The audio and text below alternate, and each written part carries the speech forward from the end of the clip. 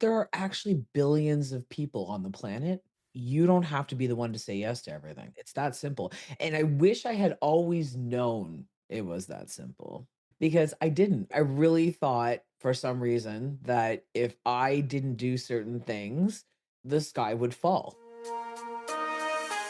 Hey there. Welcome to Unboxing It, a podcast by Lara Wellman and me, Rowan Knox. Each week, we tackle societal ideas and expectations that can stop us from leading full and authentic lives. We're so glad you're joining us. Let's get started. Welcome back to Unboxing It. I'm Lara. And I'm Rowan. And we are going to talk about something today that I wanted to bring up. I am going to be speaking about this topic at a conference soon. And it is something that I know a lot of people struggle with and are honestly kind of afraid of. And it is the idea of figuring out how to say no. No. Look, I just did it. All right. Thanks for Excellent. joining us today. Yeah, done. Just like this. No. No. Yeah, you can say it a bunch of ways. You go, nah, or nope. Nope is an option. Yep. I digress. I'm just teasing. I actually have a really hard time saying no sometimes. So I'm looking forward to this episode. Yeah. It's something that we struggle with. I'm speaking at a conference where it's about specifically in the workplace. And so it can come up in lots of different ways where we feel like we should be agreeable. We should say yes. We should, and should is not my favorite word, do what we can for people when they ask us to. However, doing everything all of the time for everybody, regardless of whether or not we have capacity, is not good for anybody. You know what really gets me is that there are people who are just inherently good at saying no to things. I've met them, I've asked them for things, and they've said no. Yeah. And I'm never really upset that they said no. I think just as somebody who's had to learn how to do it and doesn't always do it incredibly well, I'm more just in awe of them. And I think, what is it? Is it upbringing? Were you just born like that? Or did you actually learn it, but it's so seamlessly a part of your life now that it doesn't seem like you're trying? It just like rolls off the tongue. It's probably all of those things depending on the person. And I think the more confident we are in why we're saying no, in the fact that we are not obligated to do things that don't work for us, the easier it gets to start saying it. And with so many of these things that we talk about, it's not easy at the beginning, but it does get easier.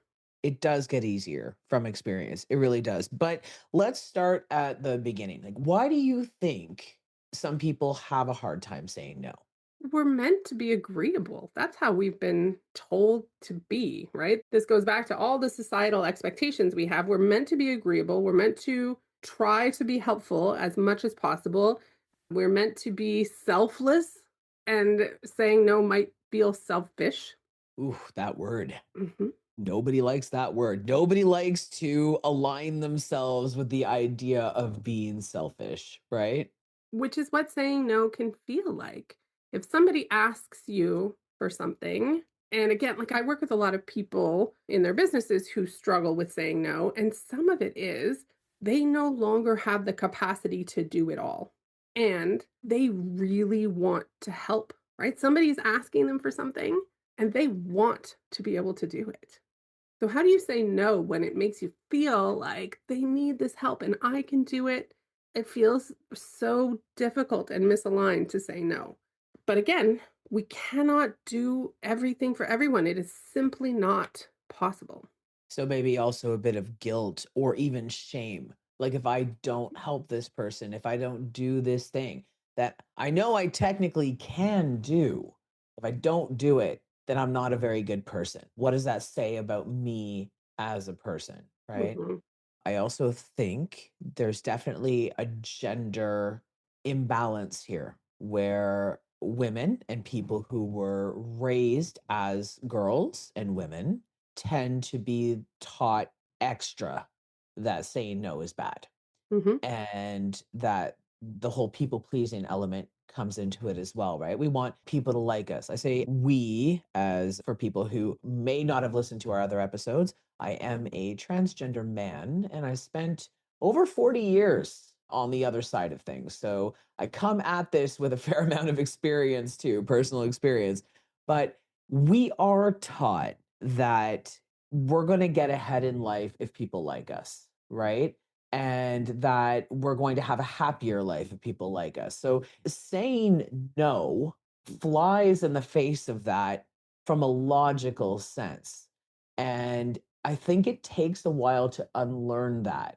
You talk to people who are in their, maybe 30s, 40s, 50s, 60s, especially when you get to midlife, there's that idea of having your villain era being very much about me and setting boundaries and learning to focus, put myself front and center. But up until then, we're running ourselves ragged a lot of the time, just saying yes to everything. The fact that anybody like, so I haven't heard this whole villain era thing, but I'm not surprised that people say that. But just in that name, you're basically, or whoever came up with this, or the joke of it, because again, it's, clearly meant to be the joke of it, Right. is that when you say no and you have boundaries, you're being a villain and you're being selfish. But like, no, Oh, you just said it. I did. Good job, villain. Yeah, I know. Like, to me, it's like it really is around the confidence piece. It's understanding that I have the right to decide what's right for me. I get to choose what makes sense. I don't have to do anything for you unless I want to. And that unless I take care of me, I'm not going to be able to help anybody. This whole idea of, if I don't take care of me, if I don't have boundaries, if I keep saying yes to everything, I'm going to burn out and be able to help nobody. And burnout is really serious. Like we use the term very flippantly, right? But burnout, as someone who has gone through it, I think at least 3 times now, diagnosed burnout, it is an all encompassing exhaustion. Mhm. And it isn't just mental, it's physical. And the recovery time from it is a lot longer than you probably think it is if you've never had burnout. It isn't just, oh, I'm getting worn down at my job, or oh, I'm getting really worn down, caretaking, or whatever it might be. Like you've gone beyond that now because you've taken so much on for whatever reason, whether because you've had no choice or you've had a choice but you've continued to prioritize others over yourself.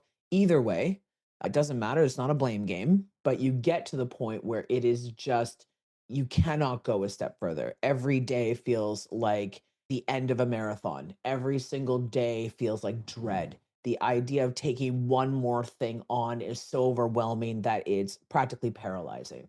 It is a terrible, terrible situation. If you have not gone through burnout, do yourself a favor and do that preventative stuff to make sure that you don't. And that includes learning to set, oh, here's a big word, right? Boundaries. Boundaries. Boundaries. Boundaries are difficult to start implementing when you haven't done it before, but I truly believe they're good for everybody. That saying no to people or saying no at this point, or I can't do more than this, like whatever the boundary is, it's good for other people to either take some things on themselves that might be good for them. It can be good for them to just have a better understanding of what's true and real for other people. Like it really isn't just about being non-compliant. It isn't about being contrary. It isn't about refusal.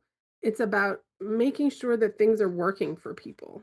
Yeah, it's an incredibly healthy thing.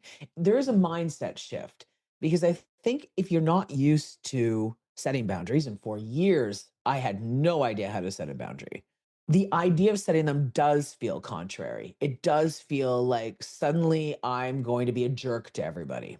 Suddenly I am going to be a very unwelcome face amongst friends and family and colleagues because I am prioritizing my needs over the needs of others where necessary. But it isn't like that.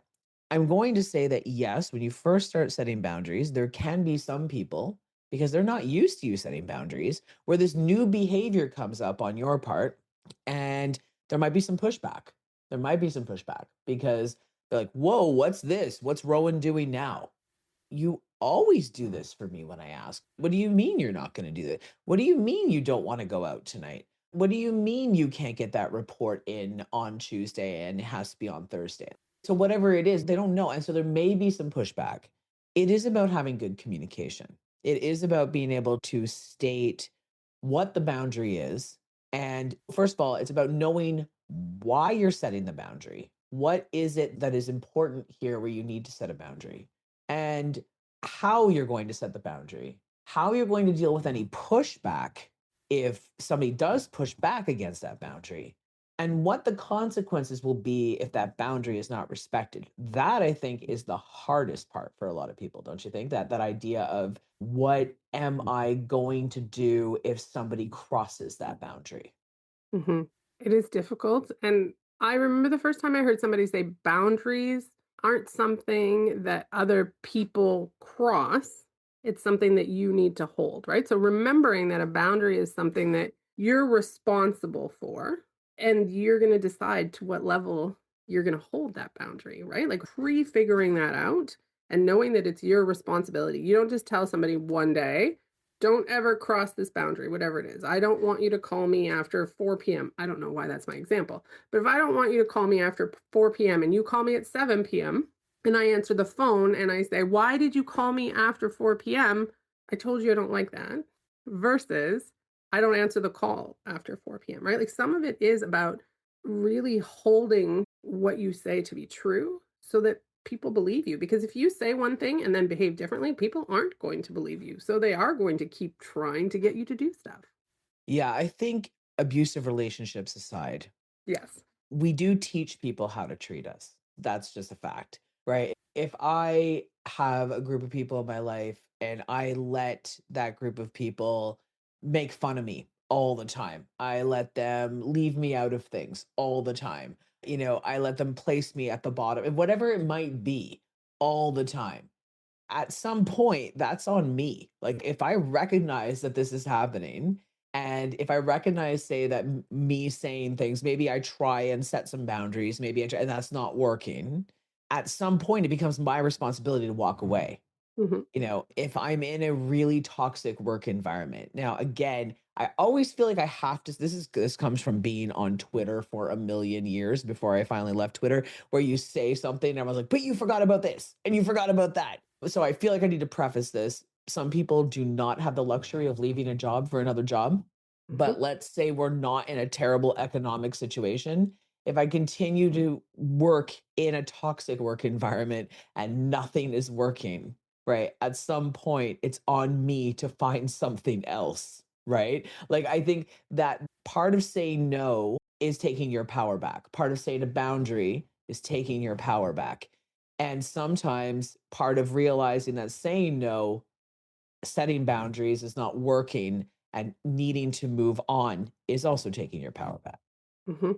And that's a really great segue, because some of the times when people say no, especially in the workplace, it's because they're afraid that by saying no, it's going to cost them something. Is it going to cost them their reputation with their boss? Is it going to cost them their entire job? Is it going to cost them, the promotion that they want? Like all of that is a huge fear. Like I cannot say no or else everything will fall apart. Like it's not just that I don't want to be selfish. If I say no, everything will break. I can't do it. And that's a real fear people have. And I understand where it comes from. It is. I think in the workplace, I think in caretaking situations too. I stayed home with my kids for a long time. I worked from home, but my focus was primarily on my kids. And because I was home, I got asked to do a ton of stuff. Like the teachers knew I was home and I was one of the few parents who was. So they were asking me to do every bit of volunteering possible at the school. but I was also trying to build my business, knowing that I wasn't going to be home forever. That was never my goal. I was trying to build up my business also because we needed money. But it doesn't matter. The point is, I had other things that I wanted to prioritize. And I was constantly feeling like I had to show up to that field trip because if I didn't show up, then the kids couldn't go. And there was a mindset shift that had to happen where at some point, and I don't know where, I have 4 kids, but at some point I had to think to myself, if I don't go, 2 things are going to happen.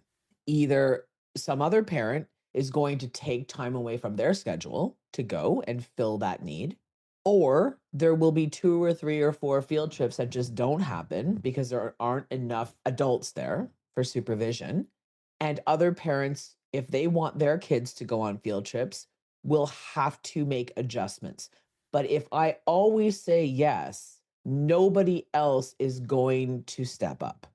And that's, volunteer situations, work situations where you're asked to take on extra work, you know, oh, hey, so and so, can you stay late and work on this? Oh, hey, can you do this little freebie for a client on the weekend? If you're always the person who says yes, because if you don't, something bad might happen, you're not giving other people the opportunity to step up and move things around and do it too. You're not Atlas holding up the world. Even though it feels that way, none of us are Atlas holding up the world.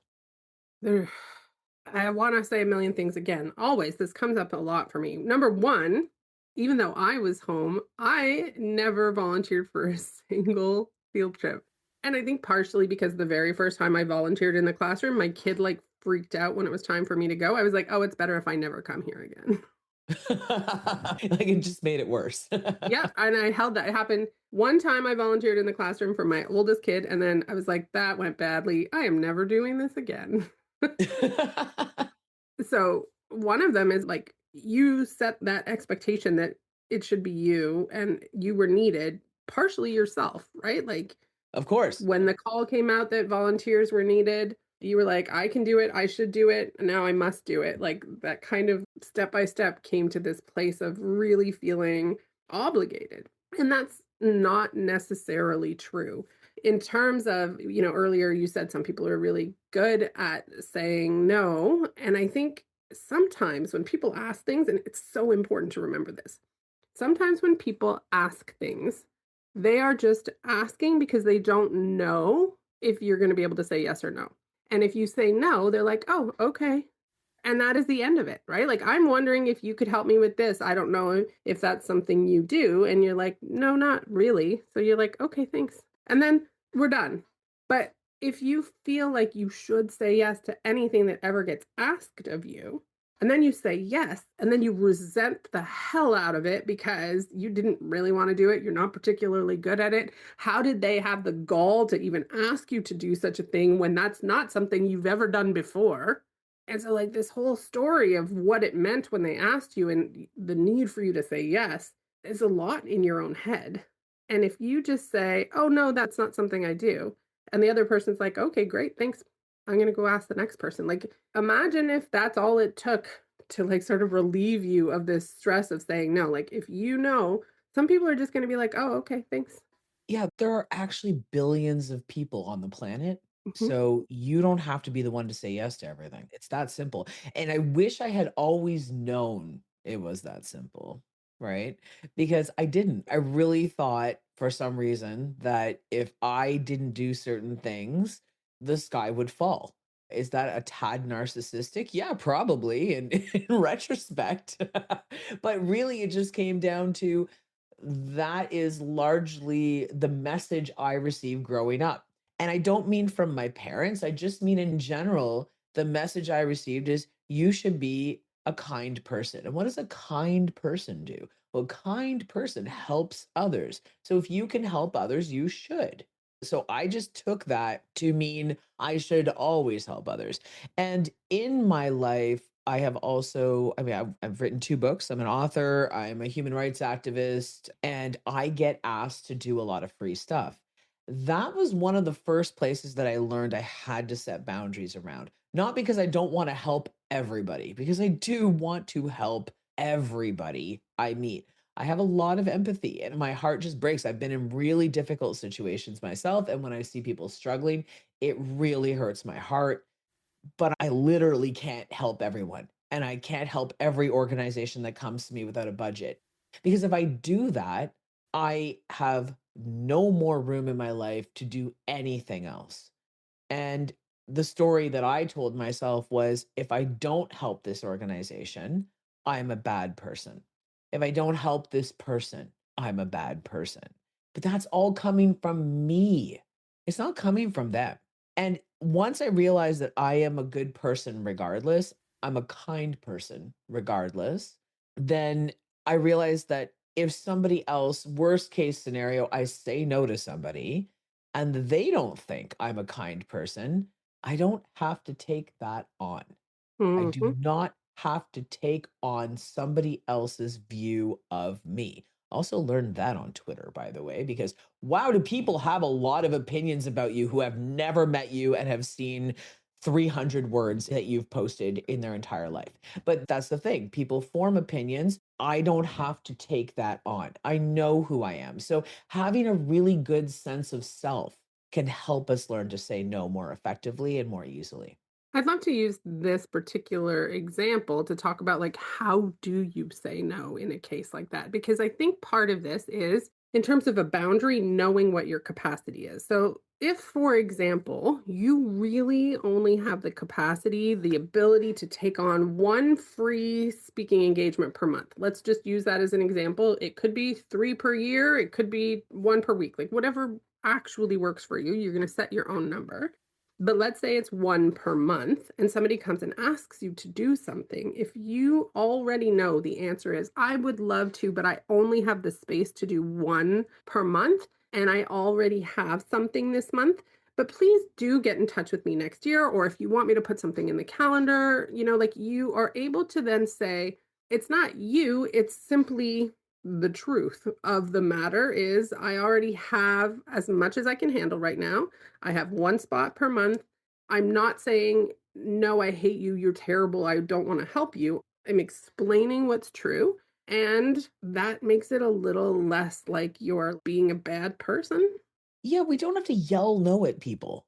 Mm, You don't have to be like, no, screw you. Like, I mean, or the equivalent of, I know that people say no is a full sentence, and that is true. No is a full sentence, but we can wrap it in a nice bow. And sometimes that, we don't have to, but in particular situations, it can be the nice thing to do. It can be the kind thing to do. It can also be a way to create opportunities down the road to work together. So in that case, maybe I really like this organization. I love what they do, but yeah, my schedule's full. I cannot take on another freebie because I have to pay the bills. But we can now keep an open dialogue if I answer that way. And then if they need something, maybe they need something in a few months where I just do a quick Instagram reel or something and I promote them that way. Or maybe something comes up down the road and they're like, "Oh, we have a bit of budget this year and now we can pay you to come out and do this." That's great. But I think that I could just say, "No, sorry, I can't." But that would end the conversation there. I mean, yes, I can do that. Absolutely. And in some situations that would be appropriate. mhm, But I do think that there is room for I can't right now, maybe later.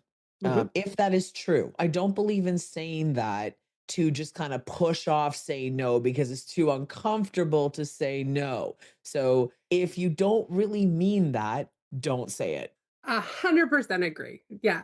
Because then you're just putting off this problem till later. You're going to just have to keep dealing with it. And now you are not being particularly kind to that other person because they think you may want to do it. Like there are certainly times, right? With let me think about it, or I might be able to do that later, is leaving another person hanging. And so just like with, when I say boundaries is good for everybody, if I say, I'm not going to be able to do that, then that person has the opportunity to find somebody else instead of dangling along this thing that you never have the intention of saying yes to.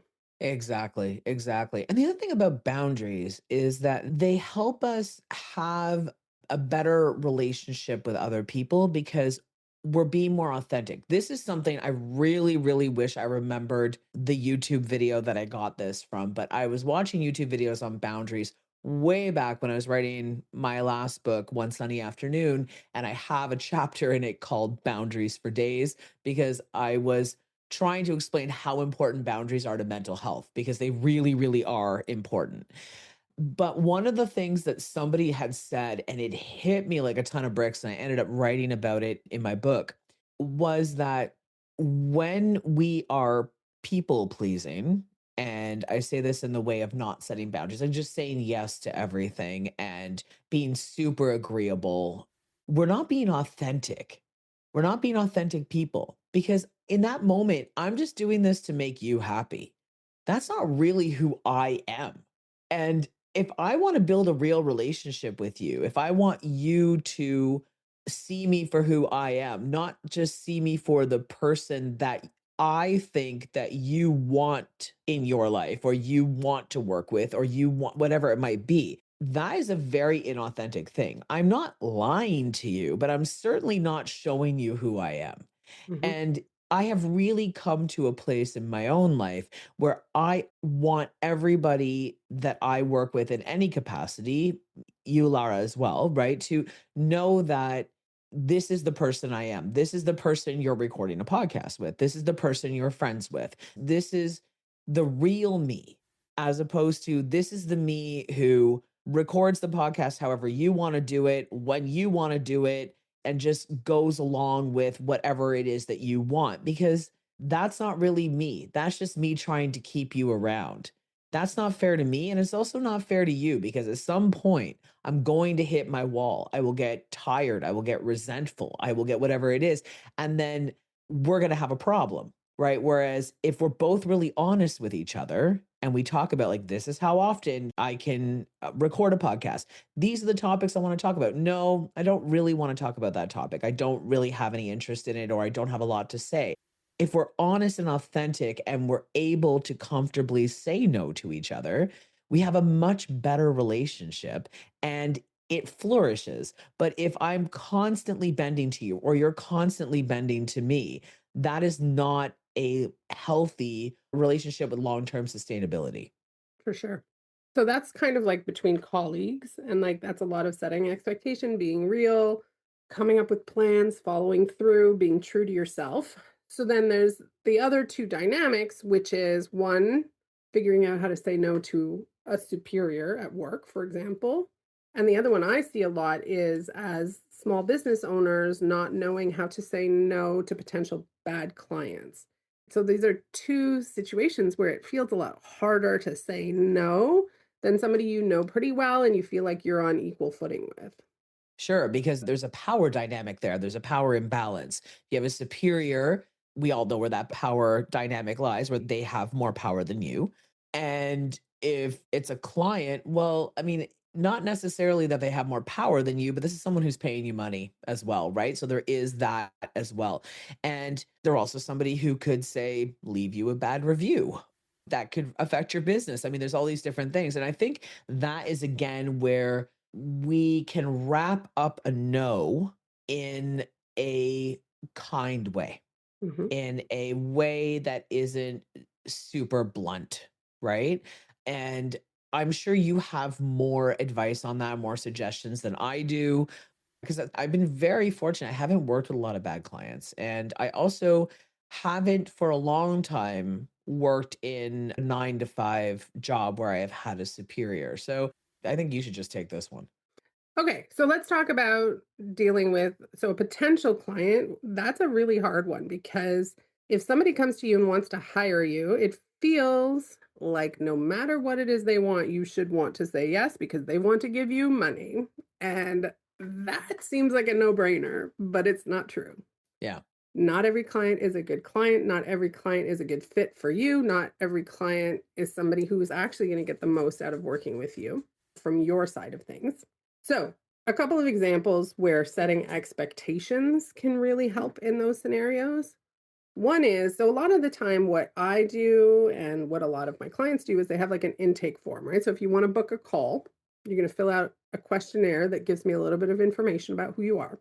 And what I like to do is make sure that those questions give them enough information to self-select out if it doesn't make sense, right? So if they think it's going to cost 50 bucks and it's actually going to cost 1,000 bucks to work with you don't want to get on a call and be like, sorry, no, it's $1,000, not 50. And if you set the right expectations when they come to book a call, either the form or just the page, everybody knows a little bit more what to expect. And then they decide whether they want to move forward based on that. So you don't actually have to say no if you've given people enough information to understand what's coming. That's great. The same can be true with things like expectations of how quickly somebody's going to get back to you. So, if somebody expects that anytime they want to talk to you, they can pick up the phone and they're going to get to talk to you immediately, but you have set the expectation that if they want to talk to you, they're going to have to book a call online. That might be one thing. It could be that when you send an email, there is an autoresponder that comes right back immediately that says, "Thank you for your email. I have received it. I will get back to you within 1 to 2 business days." And so now the expectation isn't that they're sitting there being like, okay, within 10 minutes, I should get a response. They know that the expectation is 1 to 2 days. They don't have to call you and get mad at you, and you have to say, no, that's not how it works. You've told them ahead of time. The expectation is set. And that can really help people because if they think they're supposed to get a response within an hour and they don't get one for 2 days, then they're going to be mad. If they know 2 days is the expectation, and maybe they want to ask for an exception, and then they can go ahead and ask for an exception, then they know they're asking for an exception. They don't assume that was what was supposed to happen in the first place.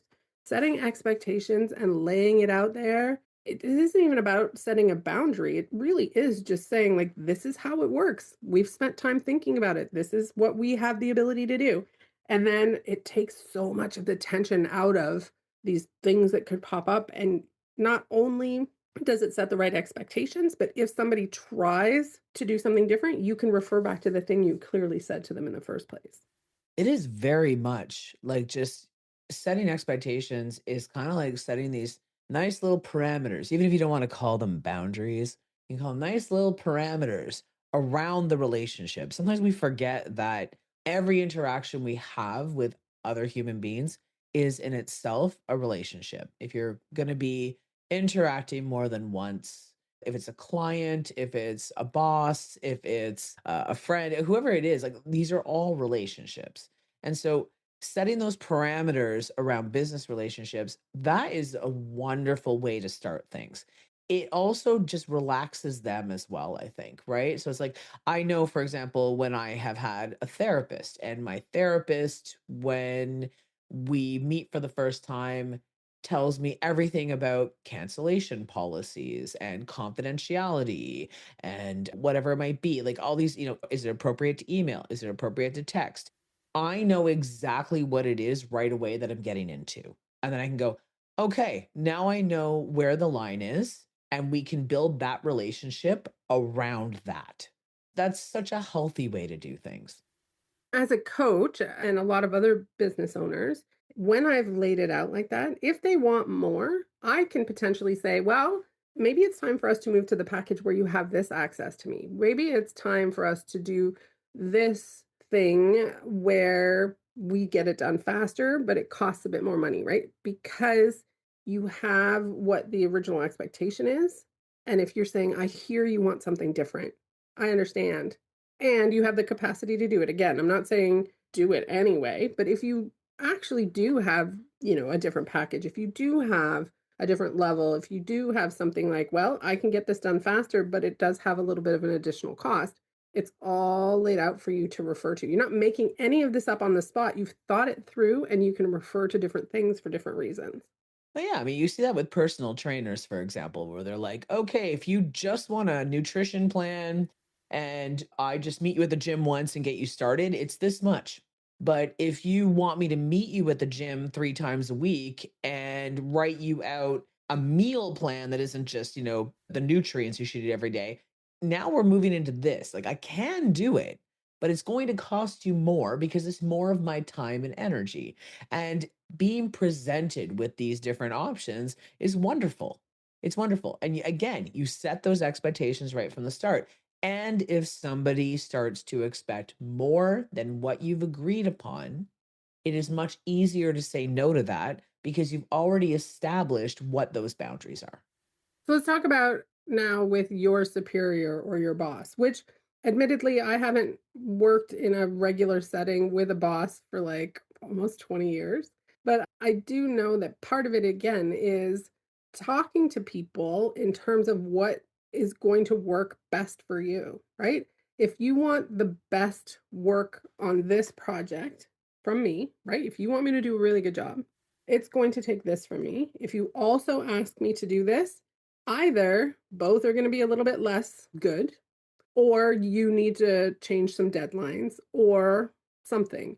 And I understand, again, we come back to this whole situation. Sometimes you don't have a choice. You have to keep working in a place where the demands are unreasonable, and I understand, like, that sucks. If you can start to ask for things in a way that feels like it's benefiting the employer too, that can be one way to go about things. Just clearly explaining, I'm not trying to be, again, contrary or I don't want to, but it's like, this is why, this is what's going to work best. This is what I believe. And how can we work together to figure out the best solution? Right. And also being able to say things like, I want to give you the best of what I can give you. But if you put me on too many projects, I'm not going to be able to do that. And if it is really important that I'm on these 3 projects, okay, but just know I'm only one person and I'm only going to be able to give so much to any one project. So if you put me on 3, you're going to get a third of me on each. And I think that setting those expectations really early can be great too with a boss and let them know, like, I work best when I work on one thing, or I work best when I get to spread my time amongst a lot of things so I don't get bored. But when it comes to, your boss then pulling you in and saying, okay, now I want you to work on these 2 extra things. You can say, okay, so you may remember that when I first started working here, that I work best when I work on one thing. Is there a way that we can limit how much I'm working on these 2 other things if I have to work on them? There are definitely sometimes no is no, and sometimes no has to be, you know, somewhere in the middle, perhaps. Does that make sense? Yeah. And I will say this, many, many, many of my clients are people who eventually said, I need to leave this workplace and open a business of my own so that I can change how things are happening because hustle culture and toxic workplaces are a thing. Unreasonable expectations are a thing.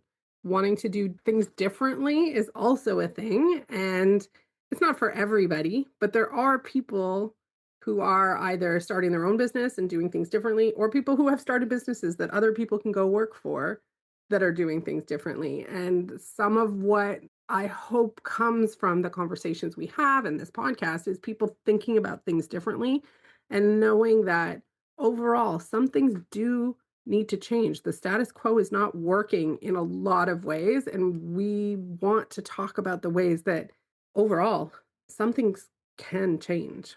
It is one of those things where I'm going to come back to, class solidarity Mm, for a moment. Class solidarity is something that I have been thinking of a lot lately, but it comes down to this. We are being expected to do a lot more with less these days. And if all of us collectively decide that we're going to say no to that, things will change because the people at the top, whoever those people are, you can take that any way you'd like, but there are people who operate at a very different class than most of us, and they make a lot of these rules. They set a lot of these expectations, but they are very, very few compared to the rest of us. So if we, and I've seen actually younger millennials and Gen Z have been setting much stronger boundaries around their time, and they're like, "No, I will not be working after 5. No, I will not be taking on more than I can handle." Yeah, I would actually rather earn a little less and go work for this smaller company or start my own business because I don't want to deal with that because I watched my parents burn out. I watched their marriage fall apart. I watched my dad be on antidepressants for 20 years because he couldn't handle his job. It was killing him every day, right? They've watched the older generation, that's us and older, do that, and they don't want it anymore. So I think right now is a really good time for us all to really consider what our boundaries are, what we want to say yes to, and what we need to say yes to, and what we can say no to. Because if we do that collectively, we will change things. Yeah, absolutely. We're going to change the conversation. These younger millennials, Gen Z, they're causing angst for some people who are like, I don't understand. I don't understand why they're not doing this, why they're not doing that. But I don't disagree with what they've decided to do. And as a result, there are some things that are having to change from how they used to be. And so I completely agree with you. When more people are doing one thing than not, people are going to have to adjust. And so I hope conversations like this do, first of all, help people feel a little bit better about the ways you can say no, but also remind people that we are entitled to say no to things that are bad for us. Including school field trips. Because let me tell you, taking a bunch of kids to the Museum of Civilization and two of them running off giggling to play hide and seek is not fun. So really think about that. That's my advice. I completely agree, and that is why I never did them. Thank you, everybody, for joining us today. Please come and visit our Substack. Tell us if there are places that you struggle saying no. Tell us if there are ways that you've said no that were easier than you expected them to be. If you have scripts that work, we want to hear all of it because I think this conversation continuing is really important for people. Absolutely. And I'm just going to plug it. If you have 5 seconds in your day and you like this podcast, can you go and rate it? Because we are brand new baby podcasters and we would love to get some feedback. Thank you. Thank you for listening to Unboxing It. We're so glad you did. If you like what you heard and you want to help us keep making episodes, please leave us a rating wherever you heard this one. You can also subscribe to the Unboxing It Substack to get access to all of the latest news and some special bonus content. And hey, truly, don't forget to find some moments of joy today. You deserve them. Take care out there, and we'll see you next time.